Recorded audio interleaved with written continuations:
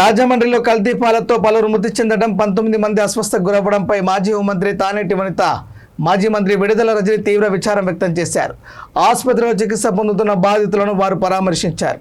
తానేటి వనిత మాట్లాడుతూ బాధితుల వైద్య ఖర్చులు ప్రభుత్వమే భరించాలని, మరణించిన వారి కుటుంబాలకు 25 లక్షల చొప్పున పరిహారం అందించాలని డిమాండ్ చేశారు. ఈ సందర్భంగా విడుదల రజని మాట్లాడుతూ రాష్ట్రంలో వైద్య ఆరోగ్య శాఖ పూర్తిగా విఫలమైందని విమర్శించారు. బాధితుల ఆరోగ్య పరిస్థితిని అడిగి తెలుసుకుని మెరుగైన వైద్యం అందించాలని సూచించారు. బాధితులకు వైసీపీ అండగా ఉంటుందని ఆమె పేర్కొన్నారు. కల్తీ మాటలతో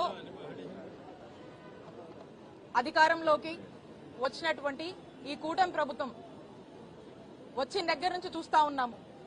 ఆహారం కల్తీ, నీళ్లు కల్తీ, ఎక్కడ చూసినా కూడా కల్తీ మద్యం వరుసగా ఇదే తంతు రాష్ట్రంలో నడుస్తూ ఉంది. మరి ఈ రోజున చూస్తా ఉన్నాం కల్తీ పాలు. ఈ కల్తీ పాలకు సంబంధించి రాజమండ్రిలో ఈరోజు మీడియా కూడా వచ్చి మాతో పాటు టూర్ చేయడం జరిగింది. మరి హాస్పిటల్లో ఇప్పుడు చూసాము 19 మంది మరి అడ్మిట్ అయినటువంటి పరిస్థితి, అందులో 5గురు చనిపోయారు. ఇంకా కూడా కొంతమంది ఈ కల్తీ పాల వల్ల చనిపోయారని అంటున్నారు. మరి దాని గురించి కూడా ఇంకా తెలియాల్సి ఉంది. ఎందుకంటే అఫీషియల్ గా కూడా నంబర్స్ అనేది ప్రభుత్వానికి అనుకూలంగా చెప్తా ఉన్నారు. మరి ఏంటి ఈ కల్తీ పాల నేపథ్యం అని చూస్తే, మరి నిన్న నుంచి మనం చూస్తా ఉన్నాము ఈ కల్తీ పాల వ్యవహారము. ఈ కల్తీ పాలకు సంబంధించి వ్యక్తులు చనిపోతున్నారు, ఈ విధంగా హాస్పిటలైజ్ అవుతున్నారని చెప్పి రాజమండ్రిలో ఉన్నటువంటి మా వైఎస్ఆర్ కాంగ్రెస్ పార్టీ నాయకులు ఈ విషయాన్ని గురించి రైజ్ చేసి ఈ విషయం గురించి ప్రభుత్వాన్ని నిలదీస్తే అప్పుడు అధికారులు, ప్రభుత్వము, అలాగే అక్కడ చంద్రబాబు నాయుడు గారు అందరూ కూడా దీన్ని టేకప్ చేసినట్టుగా చేసి ఏదో హడావిడి నటించినటువంటి వైనం రాష్ట్రంలో అందరూ కూడా చూశారు నిన్న. మరి జెన్యూన్ గా బాధ్యత గనక ఉండుంటే మా వైఎస్ఆర్ కాంగ్రెస్ పార్టీ నాయకులు మాట్లాడక ముందే ఎందుకు ఎటువంటి చర్యలు గాని, ఎలాంటి హామీలు గాని, ఎలాంటి బాధ్యత గాని ఈ కూటమి ప్రభుత్వం ఎందుకు తీసుకోలేదు? వైద్య ఆరోగ్య శాఖ రాష్ట్రంలో నిద్రపోతుంది. ఎందుకంటే మేము మాట్లాడిన తర్వాతే వాళ్ళేదో వచ్చి తూతూ మంత్రంగా హడావిడి చేసినటువంటి పరిస్థితులు మనం చూసాము. ఈ రోజు హాస్పిటల్ విజిట్ కి వెళ్ళాము, పేషెంట్స్ ని పలకరించాము. ఆ పాలు తాగిన తర్వాత ఈ విధంగా మాకు ఇబ్బంది అయిందని చెప్తా ఉన్నారు. వాళ్ళ అటెండీస్ తో మాట్లాడాము. ఏంటంటే కల్తీ పాలు. నేను అడుగుతా ఉన్నాను, రాష్ట్రంలో ఫుడ్ సేఫ్టీ అనేది పనిచేస్తుందా?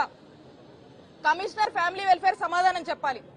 ఫుడ్ సేఫ్టీకి సంబంధించి ఏం మెజర్స్?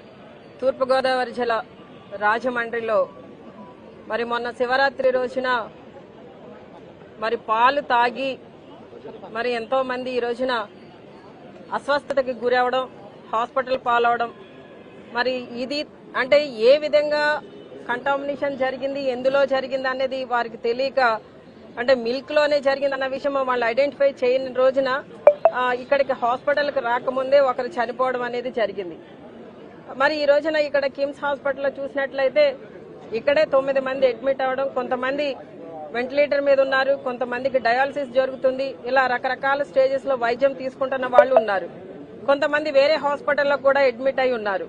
అంటే మొత్తంగా చూసినట్లయితే దాదాపు 19 మంది వరకు కూడా ఈ విధంగా ఇబ్బంది పడిన వాళ్ళు ఉన్నారు. అంటే ఇబ్బంది పడిన వాళ్ళు ఇదే హాస్పిటల్ కి రావడంతో ఇక్కడ డాక్టర్స్ కి అంటే ఒకే ఫ్యామిలీకి చెందిన వాళ్ళు రావడంతో అనుమానం వచ్చి ఏ విధంగా జరిగి ఉంటుంది, ఏంటి, ఏం తీసుకున్నారు అనేది వాళ్ళు క్వశ్చన్ చేసిన తర్వాతన ఈ మిల్క్ లో ఏదో కల్తీ జరిగింది అనేది ఈ డాక్టర్స్ ద్వారా తెలియడం మనందరికీ కూడా ఈ రోజున అర్థమవడం జరిగింది. అంటే ఇలాంటి సంఘటన జరిగి ఇక్కడ 5 మంది చనిపోవడం అనేది నిజంగా చాలా బాధాకరం.